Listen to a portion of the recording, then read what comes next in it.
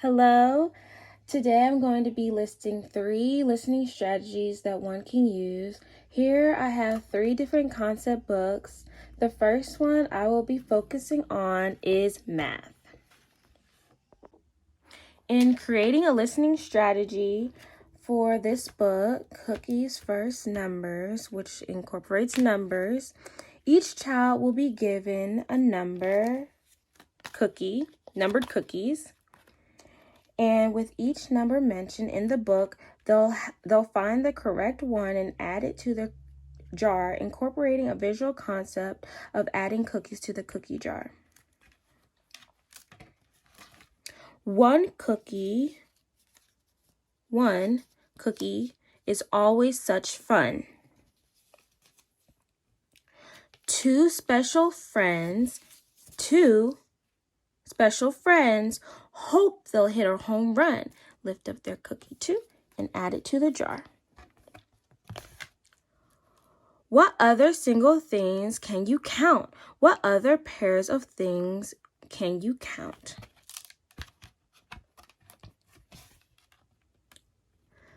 Three happy friends sit looking at their books.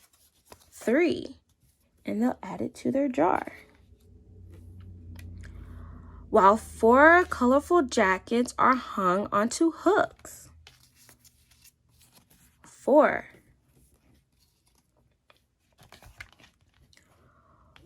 What other groups of 3 can you count?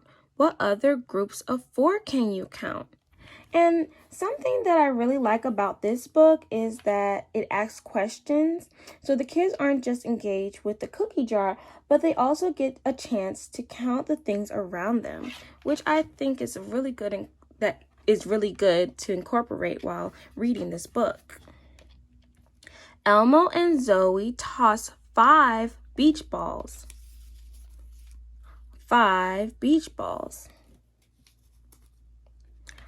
While 6 silly crabs scamper just out of reach. 6.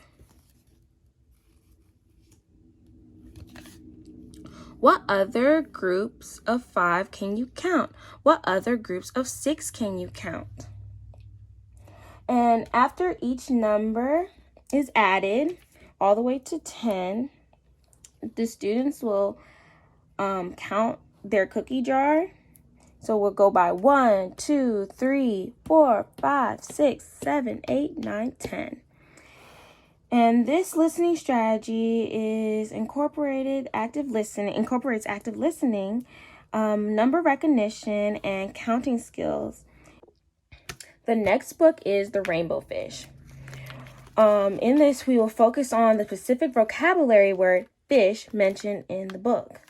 In this listening strategy, we will be looking out for the word fish every time it is mentioned in the book. When a student hears the word fish, they'll raise their fish in the air and make the hand motion of a fish moving through the water.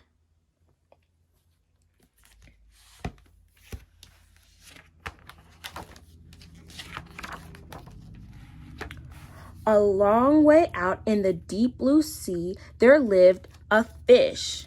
You hear the vocabulary word, they'll raise the fish in the air and move it along. Not just an ordinary fish, but the most beautiful fish in the entire ocean. His scales were various shades of blue, green, and purple, with sparkling silver scales among them. The other fish were amazed in his beauty. They called him Rainbow Fish. Come on, Rainbow Fish, they would call. Come and play with us. But the Rainbow Fish would just glide past, proud and silent, letting his scales shimmer. One day, the little blue fish followed him. Rainbow Fish, he called, wait for me. Please give me one of your scales. They are so wonderful, and you have so many. You want me to give you one of my scales? Who do you think you are? Cried the rainbow fish.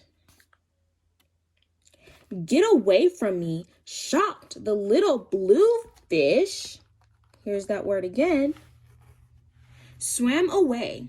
He was so upset, he told all of his friends and what had happened. From then on, no one would have anything to do with the rainbow fish. They turned away when he swam by. So, throughout the book, they'll continue to do this until the end of the book. Every time they hear the word fish, they'll put their fishes up in the air and make the swimming motion. By incorporating this visual concept, by raising up the fish and making it swim, making a swimming motion whenever the word fish is heard, the students will stay engaged and active listening for the specific vocabulary word in the story. This strategy helps with reinforcing the understanding of the word and encourages active participation during the readings.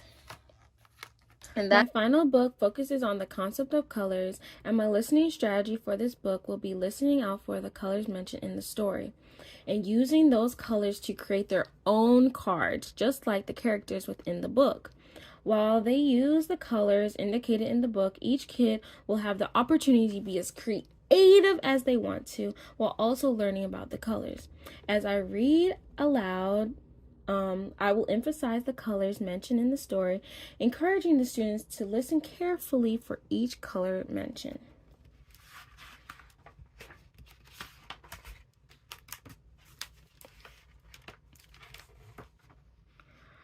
Truffles, Sanford, Perkins, and Maxine are the GAT-abouts, gifted and talented animals. They gabble curiously to learn new things. The GAT-abouts are making cards for their teacher. How can we make our cards the best in the class? Asked Truffles. Let's use different colors so they will be the brightest, said Maxine. The GAT-abouts agree. For more fun, they pull out a huge canvas to make one big card. They each pick a spot and begin to draw. Truffles picks a yellow and a brown.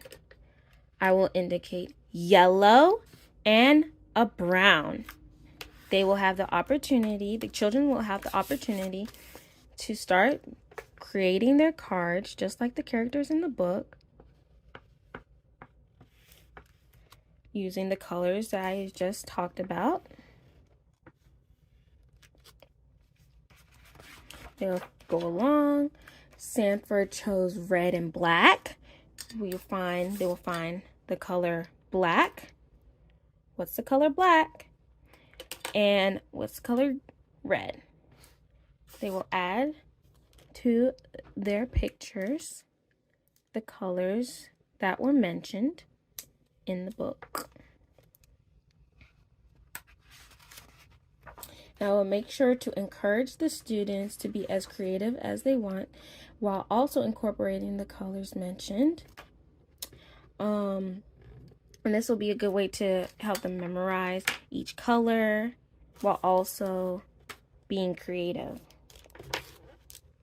It says Perkins selects a green and a pink. You have green, pink. We'll say pink. Say, this is green. And they'll add onto their picture until the end of the book, where they'll have a creation just like the characters within the book. This listening strategy incorporates active listening, color recognition, and imagination and creativity. The visual concept is the artwork that the students create using the colors mentioned in the book. The book serves as a source of inspiration for the students, allowing them to learn about colors while expressing their imagination. And those are all the concepts and the listening strategies that I have come up with for each of these 3 books.